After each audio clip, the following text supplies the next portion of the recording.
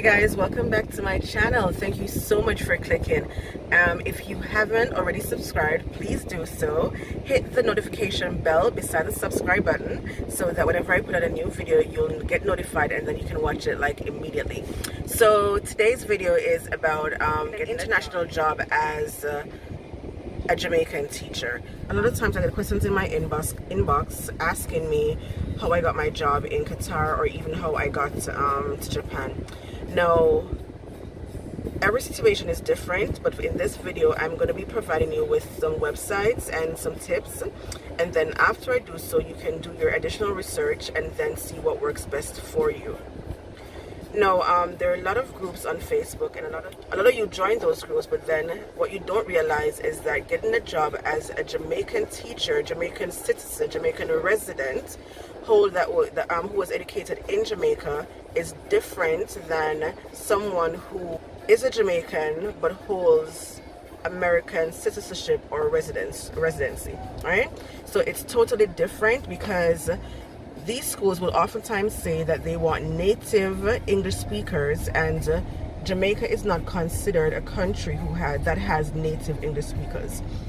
Only citizens from Canada, United States of America, South Africa, Ireland, and England are considered as native English speakers. So a lot of international jobs or international teaching jobs will specify that they need or they want native English speakers, so some of them will not consider us. We know we are native English speakers, you know, but we won't get into that. But anyway, that's that. So that's one of the first hurdles that you will have to cross. Okay, so let's get into the requirements. So the first thing that you're going to need to have is a first degree, right? You have to have a first degree, and you have to ensure that that degree is in education. And whatever subject that it is that you want to teach, it has to be in that particular area. So for instance, if you are applying to teach middle school science, then you have to have a degree in science education or biology education or chemistry education or physics education. You cannot have a degree in English education or a degree in English or social studies and apply to teach science at an international school. So that's the first thing. You must have a first degree, and whatever subject you're applying to teach, then you have to have your degree in that particular subject. That's the first thing, okay, for an international school. Okay, so now that we've spoken about requirements, let us talk about recruiting season. Okay, so recruiting season normally starts in October, thereabout. All right, and it runs between October to we're gonna say around February. Okay, so those are the early jobs. So you start in October, you know, you'll have like different job fairs that are held in October, December, January, and that's where a lot of people will get their job offers from. However, due to the fact that teachers leave jobs mid-year, or they wait for a longer period to inform their directors or their principals that they will be leaving, then jobs become open. You might find that a school is growing, and based on enrollment or admission for the next year, that they might have a new class, okay, or new classes. So then they will need new teachers as well. So don't give up hope. If by February, March you have not received a job offer, don't give up hope. Keep on trying, right? Of course, you're not just going to make a decision to just get up. You're not just going to make a decision to get up and say, I'm going to go teach, right? It would be something, teach internationally. It would be something that you would have been thinking about. So what I suggest is this. First, decide what countries you're comfortable living in, right?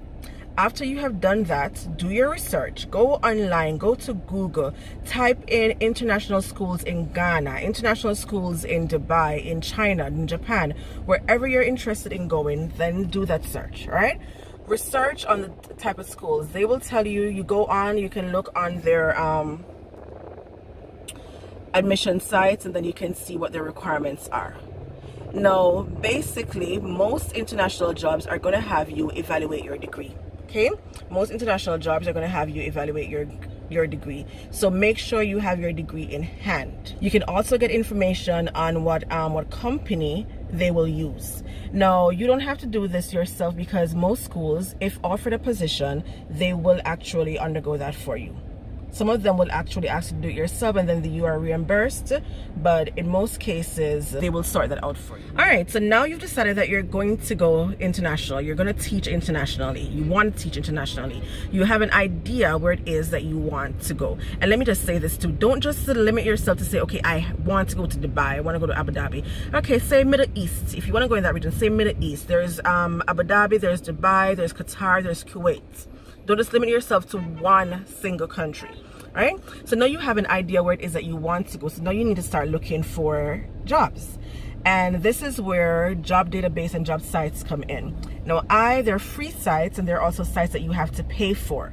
There are 2 free sites that I have used, and the job that I have now is I got it on one of those sites, and another job offer that I also got on one of those sites. And quite a few interviews that I did were from job placements that I saw in those sites. So the first one that I'm going to speak about is www.teachaway.com, and I'll leave the link below, and also you'll see them running across the screen. So www.teachaway.com. This is free. You don't have to pay anything at all. You go on, you sign up your profile, and they'll ask you for the email address of 2 or 3 references, and then they'll send a questionnaire to those references that they will fill out, and it will go on your file, right?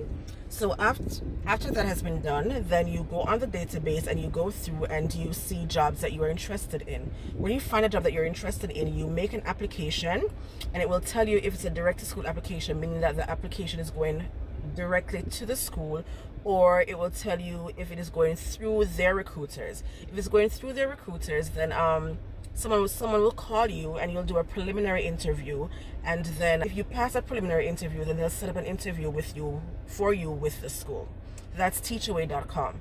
Like on teachaway.com, you have a lot of jobs in the Middle East. There are also jobs in Kazakhstan, and I've seen quite a few in China as well. So Middle East, China, and Kazakhstan, there are a lot of jobs for that area on that database. Now, the other one that I'm going to tell you about is TESS, www.tes.com, and this one is these job offerings are mostly for British curriculum schools. And let me tell you this, as a Jamaican, it is easier for you to get into a British curriculum school than an American curriculum school, because you know our system, we still have the British curriculum. I mean, we did common entrance, and we still do GCEs, O levels, A levels, and all of that good stuff, right?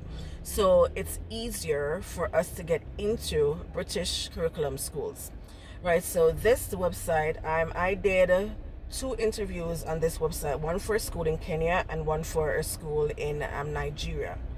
And it's basically the same thing. It's free, as I said before. You fill out the form, you go on, you fill out the form, you make a profile, and make sure it's professional. Please don't put any pictures of you wearing skimpy clothing. That's just a given, right? So you make sure you keep it professional. Make sure you go over and check your CV and the whole works.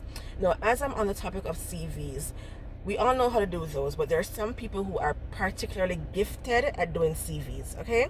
Now, I can also give the link of someone who I know does a very good job of that, and they can tweak it, and by the time they're done doing so, I mean, whenever that recruiter looks at it, it's as if you're the best and that you're exactly what they're looking for. So sometimes, yeah, you might be a little bit expensive. I know she charges like her starting price at $250, but by the time she's done with your CV, trust me, you won't regret it.